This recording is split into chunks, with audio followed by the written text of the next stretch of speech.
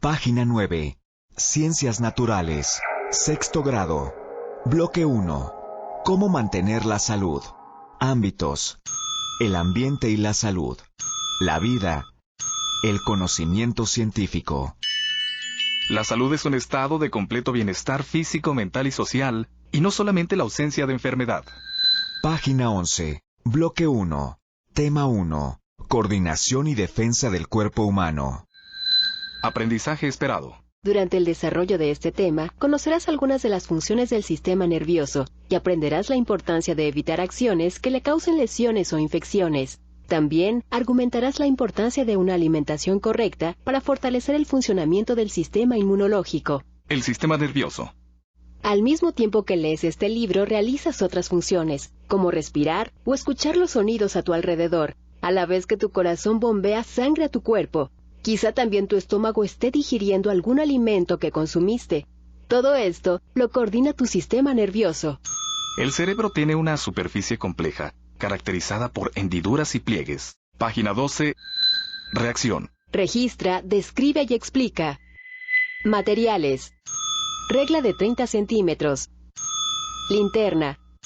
Cartoncillo para cubrir la pantalla de la linterna. Aguja o un lápiz con punta aguda. Cinta adhesiva. Formen equipos para trabajar. Primero uno de ustedes sostenga la regla por el extremo donde están señalados los 30 centímetros, de manera que el extremo del cero apunte hacia el piso.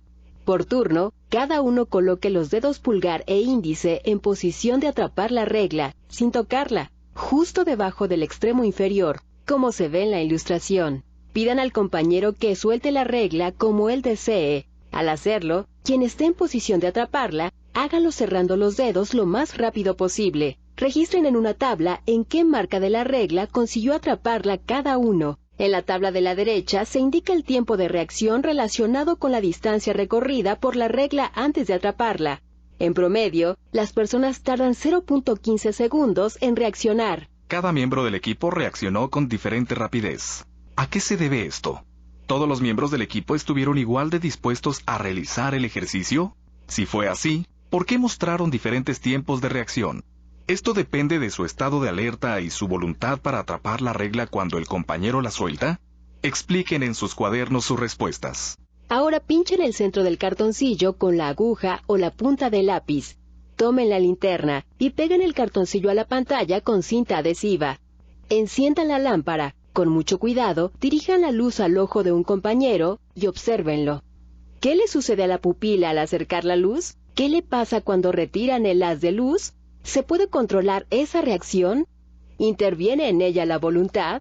Anoten en su cuaderno los resultados obtenidos por el equipo y compárenlos. Página 13. En la actividad de sujetar la regla, soltarla y atraparla de nuevo, se involucra el trabajo del sistema nervioso. Uno de sus órganos, el cerebro, coordina estos movimientos y ordena a los músculos de tu mano y de tus dedos que se abran o cierren. Todo ocurre en un tiempo tan breve que no te das cuenta de ello.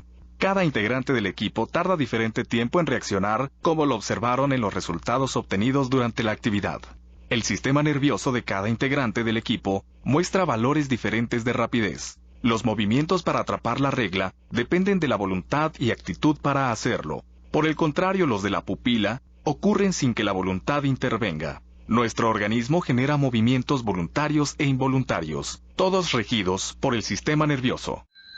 La búsqueda. Busca, organiza e identifica. Reúnanse en equipos para buscar información respecto de los movimientos voluntarios e involuntarios en los aparatos y sistemas del cuerpo humano. Con la ayuda de su profesor, buscan información en la biblioteca escolar, sitios de internet, revistas, entre otras fuentes, para conocer cuáles son los órganos que responden a movimientos voluntarios y cuáles a los involuntarios. Recopilen la información en un cuadro, en el que incluyan el tipo de movimiento y los órganos involucrados. Una vez identificados los tipos de movimiento, obsérvenlos en un compañero y comprueben en su propio cuerpo cuáles son voluntarios y cuáles involuntarios. Comenten con su equipo los resultados obtenidos y confirmen si son los correctos. Los movimientos voluntarios son controlados de manera consciente, por ejemplo, caminar, escribir y lanzar una pelota. Los movimientos involuntarios son realizados de manera inconsciente. Por ejemplo, los latidos del corazón, la respiración y los movimientos intestinales. Página 14. El sistema nervioso central y el sistema nervioso periférico. Para su estudio, el sistema nervioso se divide en sistema nervioso central y sistema nervioso periférico. El sistema nervioso central está constituido por el encéfalo y la médula espinal. El sistema nervioso periférico lo conforman los nervios que nacen del cerebro y de la médula espinal y llegan a todas las partes del cuerpo por medio de fibras nerviosas. El encéfalo se encuentra dentro del cráneo y consta de varias estructuras. Cada una realiza distintas funciones, como se indica a continuación. Cerebro.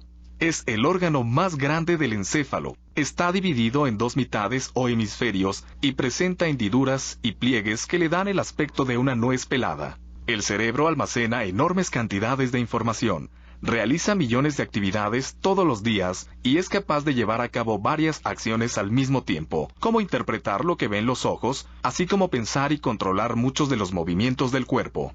Es un órgano tan complejo que no se conoce al detalle su funcionamiento completo. Tálamo. Se halla en el centro del encéfalo. Recibe las señales enviadas por los sentidos y las reenvía a distintas áreas del cerebro para su procesamiento. Cerebelo. Es el segundo órgano más grande del encéfalo. Su función es mantener el equilibrio y controlar los movimientos finos. Hipotálamo. Se encarga de algunas funciones corporales, como regular la temperatura y percibir las señales de sueño, hambre y sed. También es el responsable de las manifestaciones emocionales, como la amistad, el cariño y el amor. Bulbo raquídeo. Es el encargado de transmitir mensajes entre el cerebro y el cuerpo. Controla funciones básicas como el latido del corazón, la digestión y la respiración. La médula espinal es la prolongación del encéfalo. Tiene forma de cordón y corre por dentro de la columna vertebral que la protege. De ella nacen los nervios periféricos, que permiten movimientos voluntarios e involuntarios, sensaciones y reflejos. Página 15. ¿Has visto que los movimientos involuntarios son inconscientes y suceden tan rápido que no los notas? ¿Alguna vez al golpearte en el centro del codo o en la rodilla, tu brazo o tu pierna se movieron rápidamente? ¿Te has pinchado con una aguja en algún dedo y lo has retirado inmediatamente sin pensarlo? Lo anterior sucede mediante el acto reflejo, uno de los principales mecanismos de defensa con los que contamos, pues nos aleja del peligro sin que nos demos cuenta de manera automática. Al realizar la siguiente actividad comprenderás cómo funciona. Los movimientos involuntarios, conocidos como reflejos, controlan diferentes funciones del cuerpo humano y se generan de manera automática. Ejemplo de ello es el reflejo pupilar ante la luz. Además son una reacción de protección ante quemaduras, machucones, pinchazos y otras sensaciones que nos alertan de un peligro. ¿Qué tipo de movimientos serán la tos, la risa, el llanto y la respiración? ¿Voluntarios o involuntarios? Las neuronas detectan el dolor y llevan las sensaciones físicas al cerebro, el cual procesa la información. El dolor se siente hasta que el cerebro lo percibe como tal. El reflejo. Observa, identifica y deduce. Materiales. Borrador. Banco alto. Formen parejas de trabajo. Uno se sentará en el escritorio o un banco alto, de tal forma que sus pies no toquen el piso y cruzará una pierna sobre la otra. Enseguida, con el borde del borrador, el otro miembro de la pareja dará un toque firme en la parte media de la rodilla de la pierna cruzada del compañero. ¿Qué sucede con ella? La respuesta se presenta de forma consciente o inconsciente. Página 16. Un dato interesante. De los 206 huesos que forman el esqueleto humano, alrededor de la mitad corresponden a los que se encuentran en manos y pies. En cada mano existen 27 huesos y en cada pie 30, todos articulados de manera que permiten hacer diferentes movimientos. Por otro lado, la columna vertebral es una estructura en forma de tallo que corre a lo largo del tronco y que va desde la cabeza hasta la cadera. Está formada por vértebras cervicales, torácicas y lumbares, así como el sacro y el coxis. La columna vertebral es el sostén de la cabeza y la cadera sostiene a la columna. Cada vértebra tiene un agujero, que en sucesión uno tras otro forman el conducto raquídeo, donde se aloja la médula espinal. De esta surgen los nervios periféricos, que permiten diversos movimientos, sensaciones y reflejos. Las vértebras están unidas entre sí por articulaciones, algunas de las cuales son flexibles y permiten el movimiento como las del cuello, y otras son rígidas como las del coxis. Página 17. Algunos movimientos involuntarios son mecanismos de defensa del cuerpo humano ante situaciones que implican un riesgo. Sin embargo, aún así podemos sufrir accidentes y tener lesiones. Estas pueden presentarse en cualquier parte del cuerpo, pero se manifiestan con mayor frecuencia en el aparato locomotor, en la piel o el sistema nervioso. Es importante mantener sano y en condiciones óptimas al sistema nervioso. ¿Cómo puedes prevenir lesiones al transportarte, trabajar, hacer un deporte o jugar? ¿Qué acciones puedes llevar a cabo para evitar lastimar tu cuerpo, especialmente el cráneo y la columna vertebral, pues esto podría repercutir en tu sistema nervioso? Página 18.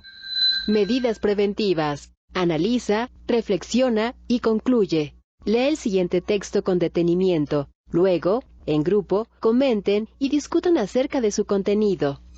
La ciencia y sus vínculos. Siéntase bien en sus zapatos deportivos. Durante 14 años, el Centro Médico Deportivo de Lyon, Francia, ha estado estudiando las lesiones en deportistas jóvenes y profesionales. El estudio ha establecido que el mejor método para evitar lesiones es prevenirlas. Jugadores entre los 8 y los 12 años ya presentan lesiones en los talones y en el cartílago de la articulación de la rodilla. Este último puede ser dañado irremediablemente si no se tienen cuidados apropiados desde niño, de los 10 a los 12 años de edad.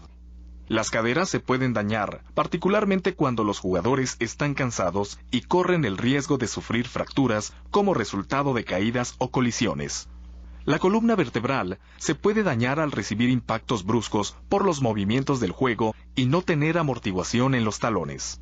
Cualquier lesión en la columna puede afectar al sistema nervioso, sobre todo si alguna vértebra se comprime o se lastima algún nervio que sale o entra de la médula espinal. De acuerdo con el estudio, los jugadores de fútbol que han jugado por más de 10 años tienen lesiones en la tibia o en el talón.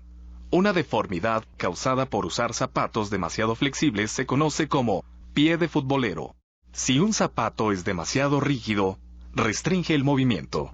Si es demasiado flexible, incrementa el riesgo de lesiones y torceduras.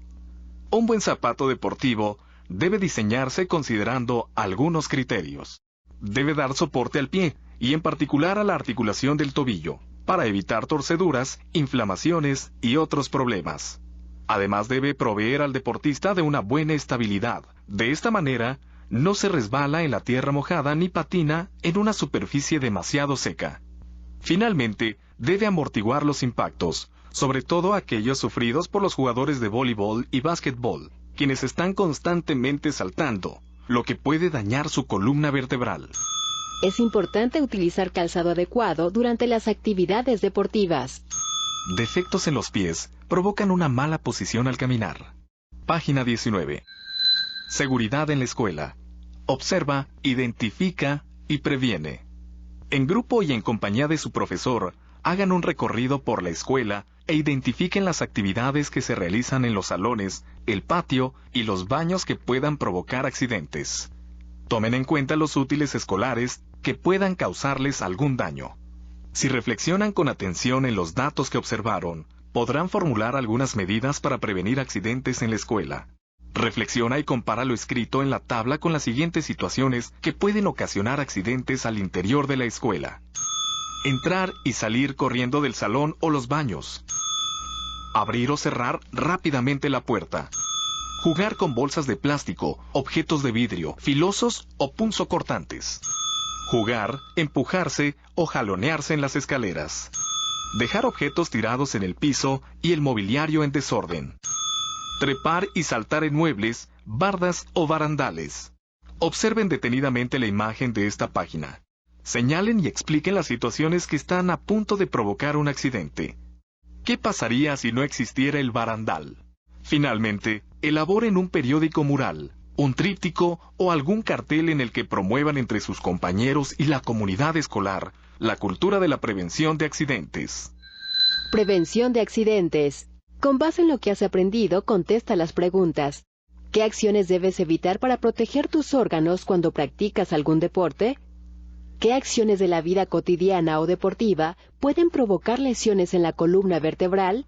¿Qué consecuencias se pueden manifestar en el sistema nervioso por una lesión en la columna vertebral?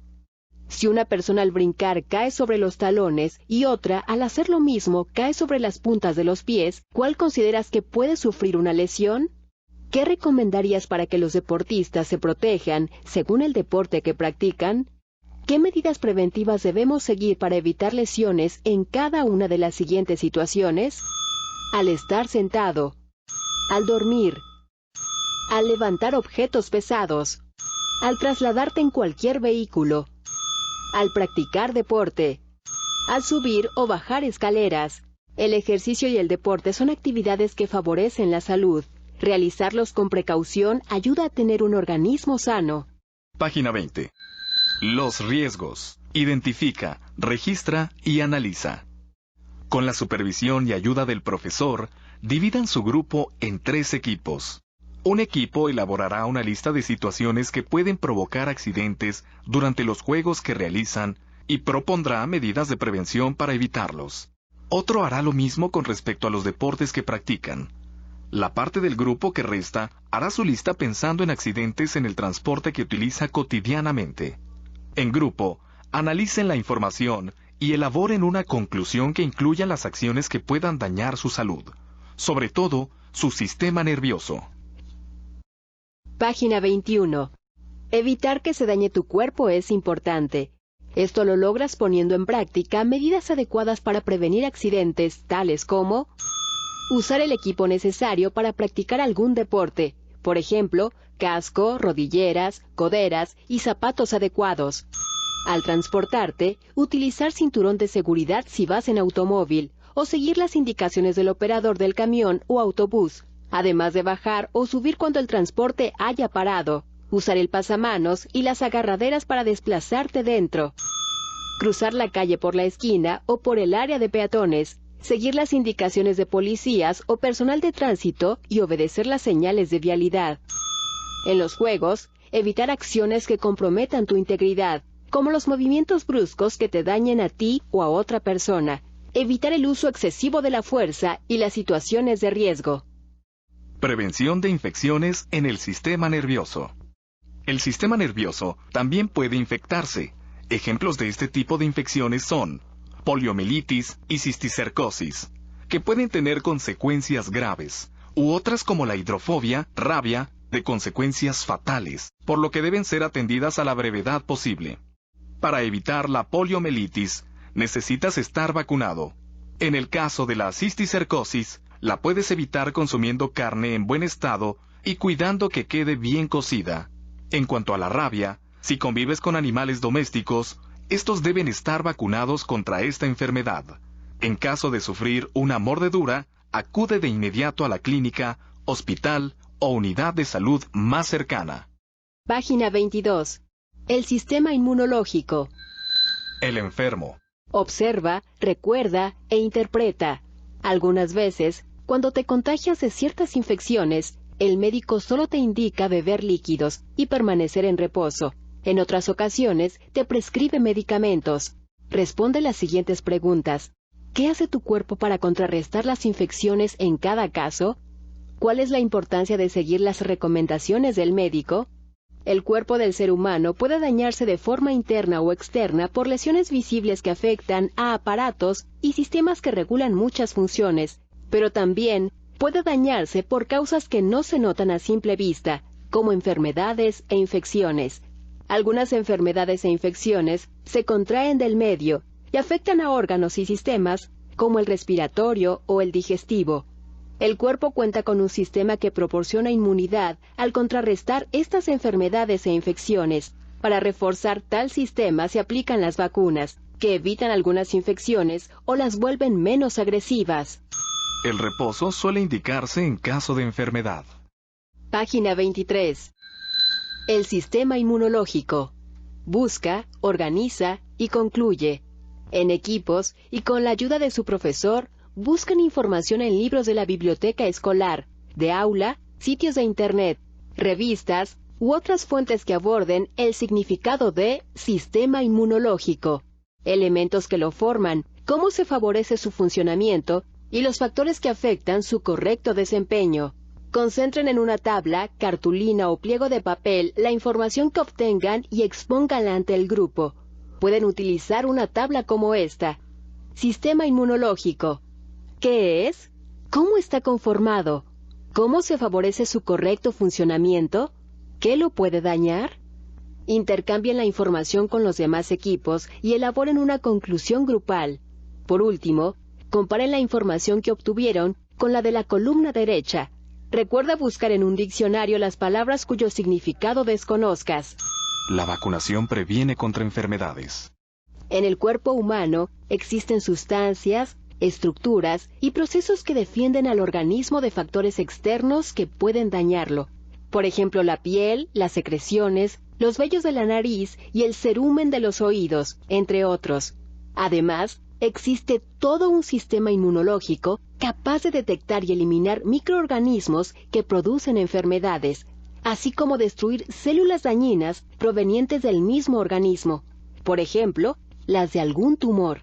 En la sangre, los glóbulos blancos, también llamados leucocitos, actúan como defensas del sistema inmunológico para contrarrestar al agente causante de infecciones. Reaccionan en contra de microorganismos y partículas ajenas, como los que inhalas al respirar, los que ingieres al comer, e incluso los que llegan a traspasar la barrera de tu piel cuando ésta sufre una lesión. Página 24. Algunas de estas células actúan directamente eliminando partículas o microorganismos invasores. Otras producen sustancias llamadas anticuerpos, que son estructuras encargadas de contrarrestar a los microorganismos y virus antígenos que pueden dañar al organismo. Este sistema antígeno-anticuerpo es específico. Es decir, los anticuerpos que contrarrestan a un tipo de microorganismo o virus no actúan contra otro. Así, los anticuerpos para el virus del sarampión no contrarrestan al de la varicela. El proceso de defensa se activa de manera inmediata, aunque el cuerpo tarda cierto tiempo en contrarrestar a los microorganismos y virus que provocan la enfermedad. Los macrófagos son formas maduras de los monocitos. Protegen al organismo contra los agentes patógenos de transmisión sanguínea. Si el sistema inmunológico ya ha producido anticuerpos contra algún microorganismo o virus que anteriormente ocasionó una enfermedad, guarda memoria del suceso y en la siguiente ocasión tardará menos en contrarrestar el padecimiento producido por ese agente infeccioso, ya sea impidiendo que se desarrolle o haciendo que su ataque sea menos agresivo. Las vacunas se preparan, mediante procesos o técnicas de laboratorio, con virus debilitados, inactivados o partes de estos, que al ser introducidos en el cuerpo, inyectados o tomados, provocan que las células de defensa produzcan anticuerpos. Generalmente se producen vacunas contra enfermedades virales como poliomielitis, sarampión, rubiola, parotiditis, paperas, influenza, hepatitis y diarrea por rotavirus, y también contra algunas enfermedades bacterianas como tétanos, difteria y tosferina. Todas estas vacunas forman parte del esquema de vacunación registrado en la Cartilla Nacional de Vacunación o Cartilla Nacional de Salud. Página 25. Un dato interesante. En la leche materna se concentran todos los anticuerpos que posee la madre, de modo que el lactante es protegido de las enfermedades a las que ella es inmune mientras dure la lactancia. Estas defensas ya no están activas al terminar la lactancia, por lo que es muy importante que los niños sean vacunados según lo establecido en el Programa Nacional de Vacunación, para que la inmunidad sea efectiva mediante las vacunas. Una dieta correcta y una adecuada hidratación basadas en el plato del bien comer y la jarra del buen beber proporcionan a tu cuerpo nutrimentos indispensables para fortalecer tu sistema inmunológico. Las verduras y frutas aportan vitaminas y minerales. Las leguminosas y los productos de origen animal proveen proteínas y hierro. Los cereales y tubérculos, además de hierro, proporcionan energía. La dieta debe incorporar las cantidades suficientes de estos nutrimentos y el consumo regular de agua simple potable para una adecuada hidratación. En la jarra del buen beber encontrarás recomendaciones para el consumo de diferentes bebidas que por sus beneficios previenen enfermedades relacionadas con el sobrepeso y la obesidad, ayudando a mantener la salud y fortalecer el sistema inmunológico. Con la ayuda de su profesor, elaboren una lista de alimentos que se producen o se encuentran en su localidad y que aportan nutrimentos necesarios para fortalecer el sistema inmunológico. Página 26. Cuando se introduce en el cuerpo una bacteria que puede dañar la salud, se movilizan los leucocitos, llamados también glóbulos blancos, que se encuentran en la sangre y engullen todas las bacterias que hayan, destruyéndolas y preparando el proceso de curación. La bacteria es destruida en el interior del leucocito. Te anulo. Diseña, compara y concluye. Materiales: pliego de cartoncillo, tijeras. Manos a la obra. Con ayuda de su maestro formen equipos para trabajar. La mitad de los equipos se denominarán anticuerpo y los otros antígeno. Cada equipo se complementará con otro equipo de distinto nombre al suyo. El equipo antígeno tomará su cartoncillo y dibujará y cortará 4 piezas parecidas a las de un rompecabezas. Pueden guiarse por la ilustración. Una vez hechas las piezas, las presentarán al equipo anticuerpo, cuyos integrantes elaborarán las piezas de rompecabezas complementarias. Tomen el tiempo necesario para hacerlo.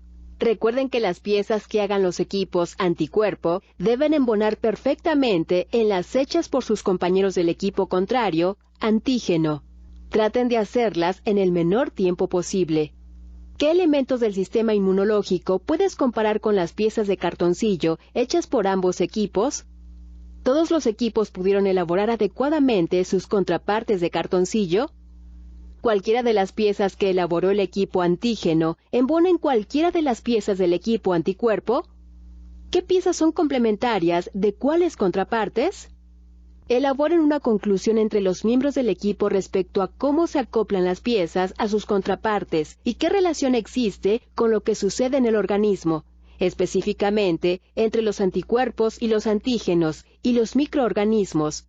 ¿Qué sucedería si nuestro organismo no elaborara anticuerpos? Puedes revisar en tu libro de texto de español de 5º grado el proyecto, expresar por escrito tu opinión fundamentada. Página 27.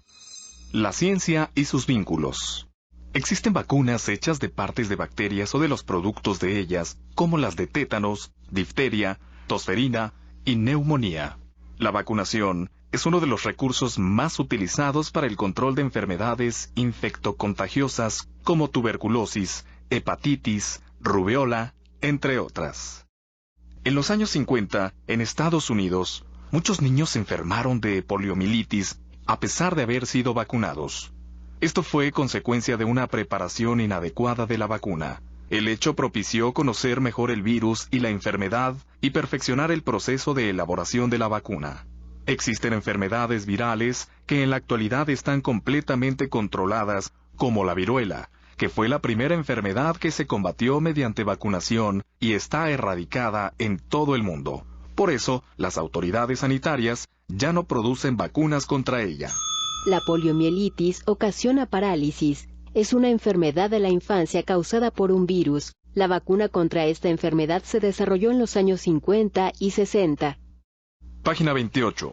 Aparte de las vacunas, existen otras acciones que podemos poner en práctica de modo constante para prevenir el contagio de enfermedades, tales como el aseo personal diario, el lavado frecuente de manos, sobre todo antes de comer y después de ir al baño. Evitar el consumo de alimentos en lugares insalubres que no cuenten con sistema de lavado de utensilios, alimentos y manos con agua corriente, y extremar estas precauciones cuando se convive con enfermos que padezcan infecciones. Trayectorias de las epidemias. Los microbios y virus han devastado poblaciones enteras y destruido imperios a lo largo de la historia. Al mezclarse la población, el mestizaje, el intercambio comercial y las guerras han sido las causas de la diseminación de las epidemias, provocando muertes. Página 29. Algunos virus presentan características especiales, lo que impide conocerlos a profundidad para poder combatirlos. La aparición de virus como el VIH desafía el conocimiento científico y tecnológico, ya que se ha demostrado que cambia constantemente. Esto hace difícil la producción de una vacuna eficaz. Por otro lado, existen vacunas para ciertos virus, como la usada para el virus del papiloma humano, VPH, que es el causante de algunos casos de cáncer cérvico-uterino. Aunque estudios hechos por investigadores en las últimas décadas han propiciado un avance tecnológico para mejorar las vacunas y la protección que éstas confieren al organismo, en el caso del VIH, los cambios llamados mutaciones han hecho imposible, hasta este momento, elaborar una vacuna eficaz. Así que actualmente solo se controlan con medicamentos que prolongan la vida sensiblemente. En la mayor parte del mundo, las enfermedades infecciosas han sido la causa principal de mortalidad, pero en países en vías de desarrollo, las infecciones cobran más vidas. Tuberculosis. 1.75 millones de muertes registradas hasta 2003. Su origen es muy antiguo y la infección es causada por una bacteria. Vacuna disponible. Curable. Malaria. De 1 a 3 millones de muertes al año. Infección causada por un parásito transmitido por un mosquito. No existe vacuna. Curable. Sarampión. 500.000 muertes registradas hasta 2003. Una de las enfermedades más contagiosas, es causada por un virus. Vacuna disponible. Cólera. 1.894 muertes registradas hasta 2003. La causa es una bacteria que vive en agua y comida contaminadas. Vacuna disponible. Fiebre amarilla. De 650 a 3.250 muertes estimadas hasta 2004. Infección transmitida por mosquitos a seres humanos. Vacuna disponible. Poliomielitis. 126 muertes registradas hasta 2004. Es una enfermedad muy contagiosa. Vacuna disponible. No existe cura.